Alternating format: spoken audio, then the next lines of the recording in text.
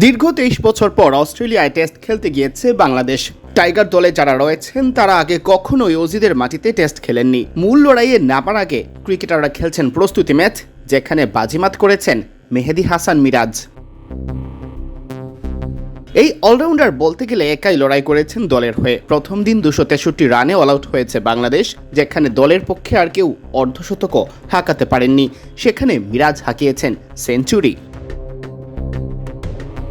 দিনের খেলা শেষে 141 বলে 109 রান করে অপরাজিত থাকার রহস্য খোলাসা করেছেন 7 নম্বরে ব্যাট করতে নামা মিরাজ।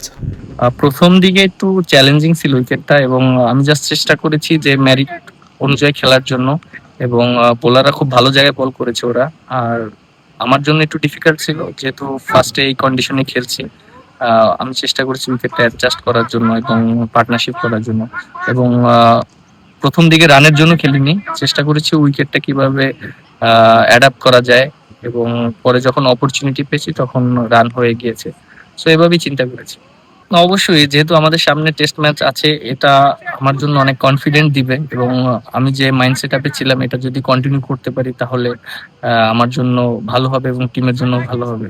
যদিও মিরাজের জন্য কাজটা সহজ ছিল না মোটেও, বিশেষ করে শুরুর দিকে যখন কন্ডিশন ছিল কঠিন। এক পর্যায়ে খেলেছেন বলের মেরিট অনুযায়ী। স্ট্রাইক রোটেশনে দেখিয়েছেন মুন্সিয়ানা, তবে সুযোগ পেলে বাউন্ডারি হাঁকাতেও ভুল করেননি। ঝলমলে সেই ইনিংসে ছিল 11টি 4 ও 4টি ছক্কা। I think from the beginning it's bit difficult. Condition শুরু থেকেই কঠিন ছিল, পরিস্থিতি সামাল দেওয়ার চেষ্টা করেছি, স্ট্রাইক রোটেট করে খেলেছি, সুযোগ আসলে কাজে লাগানোর চেষ্টা করেছি। They giving opportunity to get a score. I'm just looking for that situations. Miraj ছাড়া অন্যান্যদের মধ্যে মুমিনুল হক 53 বলে 37 ও সাদমান ইসলাম অনেক 47 বলে 31 রান করেন। জবাবে ব্যাট করতে নেমে ক্রিকেট অস্ট্রেলিয়া একাদশ 2 উইকেট হারিয়ে 51 রান নিয়ে দিনের খেলা শেষ করে। বাংলাদেশের পক্ষে উইকেট দুটি পেয়েছেন তাসকিন আহমেদ ও হাসান মাহমুদ। সিয়াম চৌধুরী, বিডি ক্রিক টাইম।